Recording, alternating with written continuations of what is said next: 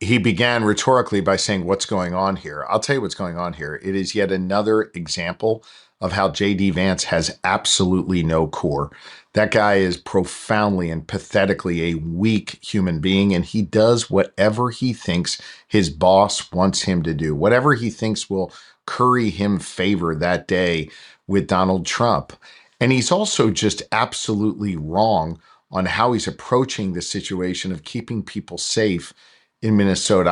I know you didn't ask about it, but I hope you don't mind me just taking a minute on this because we saw a tragic end of life in Minnesota where children were left without a mom, where a spouse was left without her partner. And what we need right now is not idiotic gaslighting from the sitting vice president of the United States. But we need a real thorough investigation as to what occurred. You know, because you've interviewed me. I used to be the attorney general of this Commonwealth, the chief law enforcement officer. And we dealt with these tragic situations where there was a law enforcement involved shooting. And the most important thing you can do is calm tensions in the community, conduct a thorough and complete investigation. And J.D. Vance also said later in that briefing that they were not going to participate in that. Kristi Noem said that too. By the way, another wholly unqualified person in a really important role.